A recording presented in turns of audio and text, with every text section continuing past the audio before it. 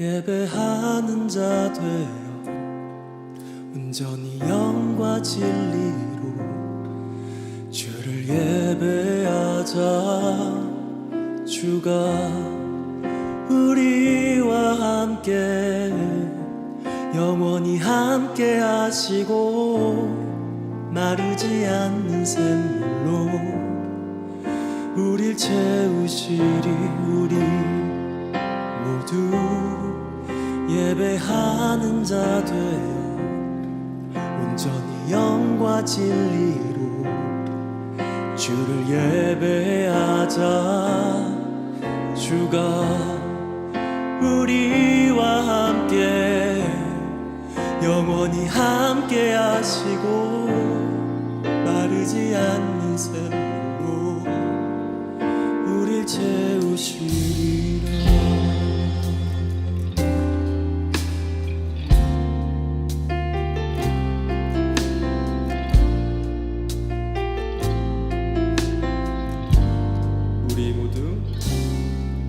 우리 모두 예배하는 자 되어 온전히 영과 진리로 주를 예배하자. 주가 우리와 함께 영원히 함께 하시고 마르지 않는 샘물로 우리 채우시리. 우리 모두 예배하는 자 되어 온전히 영과 진리로 주를 예배하자. 주가 우리와 함께 영원히 함께 하시고 마르지 않는 샘물로 우리 채우시리. 우리 모두 예배하는 자 되어 온전히 영과 진리로 주를 예배하자. 주가 우리와 함께 영원히 함께 하시고 마르지 않는 샘물로 우리 채우시리라. 우리 모두 예배하는 자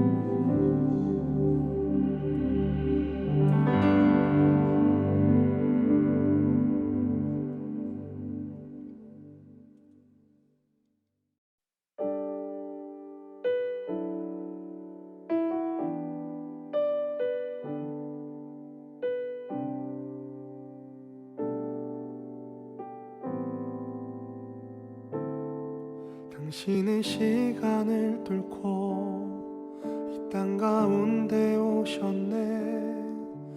우리 없는 하늘 원치 않아 우리 삶에 오셨네. 자신의 편안 버리고 우리에게 평안 주셨네. 가장 낮은 자의 모습으로 우리 삶에 오셨네.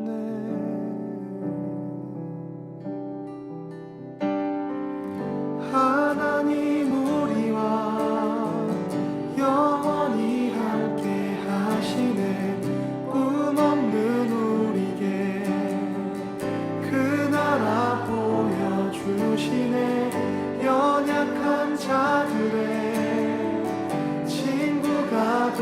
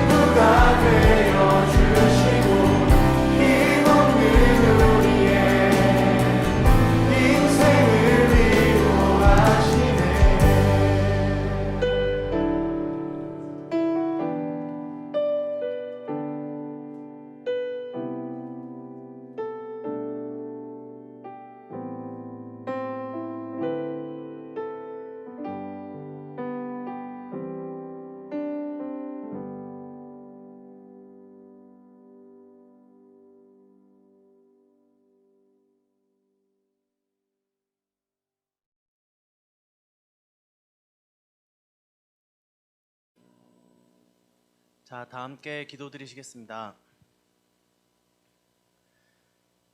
사랑과 은혜가 많으신 하나님, 주님을 찬양합니다. 오늘도 주일을 맞이하여 주님 앞에 나오진 못하지만 영상으로 예배드리게 하여 주심에 감사드립니다. 하나님 아버지, 벌써 한 학기가 지나가고 여름방학이 왔습니다. 코로나가 다시 심화돼서 직접 얼굴 보지 못하고 인사도 못하고 같이 찬양도 드리지 못하지만 항상 주님만을 바라보며 굳게 믿음 지킬 수 있는 우리 중등부 친구들 되게 해주세요. 거룩하신 하나님, 저희가 이러한 코로나 상황에도 우리 중등부 친구들이 전심으로 주님께 예배드릴 수 있게 하여 주시고 하나님을 찾는 아이들이 될 수 있도록 도와주세요. 하나님, 전 세계가 코로나19와 싸우고 있습니다. 저희 한국뿐만 아니라 전 세계가 다시 코로나가 심화돼서 저희가 여름방학을 앞두고 또 이렇게 다시 영상으로 예배드리게 되었습니다. 주님께서 이 상황을 저희가 지혜롭게 헤쳐나갈 수 있도록 도와주시고 또 여기 계신 전도사님, 선생님들에게도 지혜 주셔서 이런 상황을 잘 헤쳐나갈 수 있게 주님께서 도와주세요. 하나님 아버지, 오늘 또 특히 말씀을 전하시는 한영복 전도사님과도 함께하여 주세요. 우리 친구들이 영상으로 예배드리지만 전도사님이 선포하시는 하나님의 말씀을 듣고 주님을 만날 수 있게 하여 주세요. 주님, 우리 친구들 집에서도 또 집에서 이렇게 있을 때 주님께서 항상 지켜주시고 이 여름방학 동안 또 주님 이 코로나 상황과 함께하여서 코로나 상황에도 주님을 만나고 또 주님 잘 건강하게 지낼 수 있게 주님께서 함께해 주세요. 감사드리며 이 모든 것 예수님의 이름으로 기도드렸사옵나이다. 아멘. 이제 사도신경으로 우리의 신앙을 고백드리겠습니다. 나는 전능하신 아버지 하나님 천지의 창조주를 믿습니다. 나는 그의 유일하신 아들 우리 주 예수 그리스도를 믿습니다.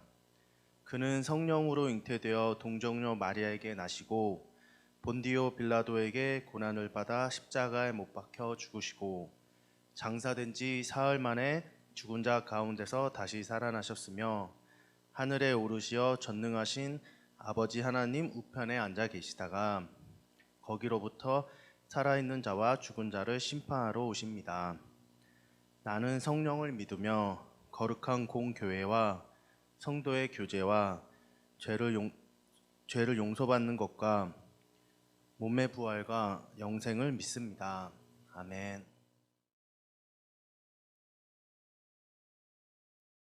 이제 다 같이 하나님의 말씀을 듣겠습니다. 오늘 우리에게 주시는 하나님의 말씀은 사도행전 16장 11절에서 15절 말씀입니다. 다 같이 한 목소리로 읽겠습니다.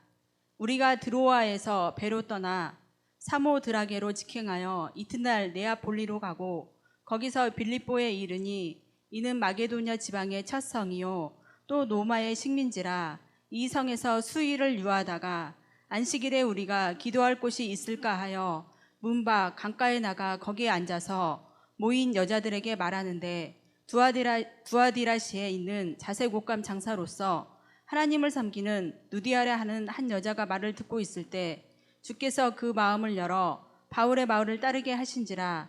그와 그 집이 다 세례를 받고 우리에게 청하여 이르되 만일 나를 주를 믿는 자로 알거든 내 집에 들어와 유하라 하고 강권하여 머물게 아니라. 이제 다시 하나님의 말씀을 경청하십시오. 우리는 드로아에서 배로 떠나서 사모드라게로 직행하여 이튿날 네아폴리로 갔고 거기에서 빌립보에 이르렀다. 빌립보는 마게도니아 지방에서 으뜸가는 도시요 로마 식민지였다. 우리는 이 도시에서 며칠 동안 묵었는데 안식일에 성문 밖 강가로 나가서 유대 사람이 기도하는 처소가 있음직한 곳을 찾아갔다. 우리는 거기에 앉아서 모여든 여자들에게 말하였다. 그들 가운데 누디아라는 여자가 있었는데 그는 자색 옷감 장수로서 두아디라 출신이요 하나님을 공경하는 사람이었다. 주님께서 그 여자의 마음을 여셨으므로 그는 바울의 말을 귀담아 들었다. 그 여자가 집안 식구와 함께 세례를 받고 나서 나를 주님의 신도로 여기시면 우리 집에 오셔서 묵으십시오 하고 간청하였다. 그리고 우리를 강권해서 자기 집으로 데리고 갔다. 이것은 하나님의 말씀입니다.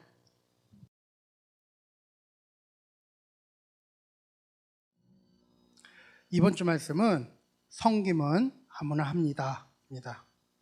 여러분, 혹시 사람은 무엇으로 사는가라는 소설을 읽어본 적이 있나요? 러시아의 문호 톨스토이가 쓴 단편 소설인데 이 책을 보면 두 편의 이야기가 나옵니다. 그 중에 사랑이 있는 곳에 신이 있다라는 두 번째 이야기는 이런 내용입니다. 창문이 하나밖에 없는 지하실에 작은 방에서 구두를 만드는 마틴은 부인과 아들들을 모두 잃고 고통 가운데 살고 있었습니다. 그러던 어느 날 성지순례를 하던 고향 노인을 만나 자신의 푸념을 늘어놓던 중 성경을 읽으라는 권면에 따라 성경을 읽기 시작합니다. 성경 읽기에 푹 빠져 살던 마틴은 누가복음 6장과 7장을 읽다가 깜빡 잠이 들었고, 그때 마틴, 내일 창문 너머 길을 보아라. 내가 갈 터이니 라는 음성을 듣게 됩니다. 그때부터 창문 너머를 보면서 주님을 기다리지만 주님은 오시지 않았습니다. 대신 그는 추위에 떨고 있는 스테파누이치라는 사람에게 따뜻한 차를 대접하고 추위와 배고픔으로 배회하는 아기 엄마에게 음식과 돈을 주었으며 사과를 훔치던 아이를 대신해 사과값을 지불하게 됩니다. 그리고 그날 밤 그는 예수님의 음성을 듣게 됩니다. 마틴, 너는 나를 알아보지 못했지? 예수님은 오늘 마틴이 만나고 도와줬던 사람들 한 명 한 명을 떠올려 주시면서 말씀하셨습니다. 그는 나였다. 그것도 나였어. 사도행전에는 예수님을 만나고 거듭난 바울이 복음을 전하는 선교여행의 이야기가 나옵니다. 오늘 본문은 바울이 두 번째 떠나는 선교여행 중 하나입니다. 바울은 아시아로 복음을 전하기 위해 방향을 잡았지만 성령님은 바울에게 아시아가 아닌 유럽으로 방향을 바꾸게 하십니다. 그래서 바울은 순종하고 바다를 건너 유럽, 즉 마케도니아로 건너왔고 첫 번째 도시 빌립보에 도착합니다. 이곳에서 며칠을 머물다가 안식일이 되자 기도할 곳을 찾아 강가로 갑니다. 당시 유대인들은 안식일이 되면 회당에 모여 기도를 했는데 회당을 세우기 위한 기준은 유대인 남자 10명 이상이 있어야 했습니다. 그런데 빌립보 도시에는 이 10명이 없었던 것으로 보입니다. 회당이 없으니 당시에 관습대로 강가에 모여 기도 모임을 했습니다. 그래서 바울은 강가로 갔습니다. 그런데 그곳에서 예상치 못한 사람을 만나게 됩니다. 바로 본문에 나오는 루디아라는 여인이지요. 성경은 그 여인에 대해 두 가지를 소개합니다. 첫 번째, 루디아는 두아디라시 출신으로서 자주색 옷감 장사를 하고 있었습니다. 당시 자주색은 아주 귀한 염료였기에 왕이나 상당한 부자들만 구할 수 있었습니다. 그래서 자주색 옷감 장사는 많은 돈을 벌 수 있었습니다. 즉 루디아는 당시 성공한 여성 사업가였던 것입니다. 두 번째, 루디아는 하나님을 섬기는 사람이었습니다. 본문에는 하나님을 어떻게 섬겼는지 그 내용은 나오지 않지만 하나님을 알고 믿고 있었습니다. 그런데 그날 강가에서 루디아는 바울을 만나게 되었습니다. 그리고 바울이 전한 복음을 듣게 되었습니다. 더 놀라운 사실은 그날 복음을 듣는데 주께서 루디아의 마음을 열어서 복음을 듣고 깨닫게 해주셨습니다. 그래서 루디아는 예수님을 믿고 따르는 제자가 되었고 그녀의 삶에 두 가지 변화가 일어났습니다. 첫째, 루디아는 가족을 영적으로 섬겼습니다. 본문을 보면 루디아는 가족들과 함께 세례를 받았다고 나옵니다. 이 말은 루디아가 가족들에게 복음을 전하고 함께 세례를 받았음을 의미합니다. 즉, 루디아는 가족들에게 복음을 전함으로써 가족들의 영적 필요를 채워주었습니다. 이것이 가족들을 영적으로 섬긴 구체적인 모습입니다. 둘째, 루디아는 바울 선교팀을 섬겼습니다. 본문을 보면 루디아는 바울에게 내 집에 들어와 머물라고 말합니다. 그것도 그냥 말하거나 제안하는 것이 아니라 강권했다라고 합니다. 매우 적극적으로 그들에게 말했음을 알 수 있습니다. 루디아는 여성 사업가였기 때문에 아마도 집도 좋은 집이었을 것입니다. 그래서 루디아는 자신이 가지고 있는 것으로 바울 선교팀을 섬겼습니다. 집에 머물게 하고 좋은 잠자리를 제공하고 맛있는 음식들로 섬겼습니다. 루디아의 섬김을 통해 유럽 땅에 본격적으로 복음이 전해지기 시작했습니다. 바울이 낯선 땅에서 힘과 용기를 얻고 선교할 수 있게 된 것이지요.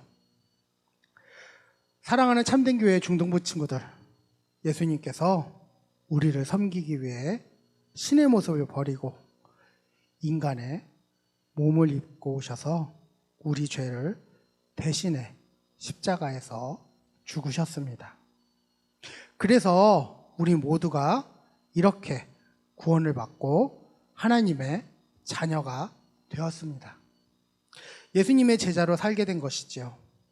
물론 아직은 세상과 교회에 양발을 걸친 모습이 더 많고 특히 평일에는 하나님과 전혀 상관없는 삶을 살기도 할 겁니다. 그러나 이렇게 연약한 모습에도 불구하고 하나님은 여전히 우리를 사랑하셔서 우리가 죄를 이기고 세상에 선한 영향력을 끼칠 수 있도록 능력을 더하여 주십니다. 그렇다면 우리가 어떻게 루디아처럼 사람들을 섬길 수 있을까요? 바로 두 가지입니다. 첫째로는 가족을 섬기고 둘째로는 주변 사람들을 섬기는 것입니다. 특별히 우리 중등부 친구들이 가지고 있는 것으로 사람들을 섬기기를 원하십니다. 하나님은 여러분에게 이미 많은 것들을 주셨습니다. 힘과 시간과 사랑의 마음입니다. 그래서 여러분이 가족과 사람들을 섬길 수 있는 방법이 많이 있을 것입니다. 오늘 하나님께서 여러분에게 지혜를 주셔서 가족과 사람들을 섬기고 세상에 선한 영향력을 끼치는 복된 삶을 시작할 수 있기를 축복합니다. 다 함께 기도드리겠습니다. 하나님 아버지, 죄인인 우리를 구원해 주시고 자녀 삼아 주셔서 감사합니다. 오늘 루디아의 이야기처럼 저희도 주변 사람들을 섬기는 사람이 되길 바랍니다. 우리 참된교회 중등부 친구들에게 선한 마음을 주시고 섬길 수 있는 능력과 지혜를 주셔서 선한 영향력을 끼칠 수 있게 해주세요. 예수 그리스도의 이름으로 기도드립니다. 아멘.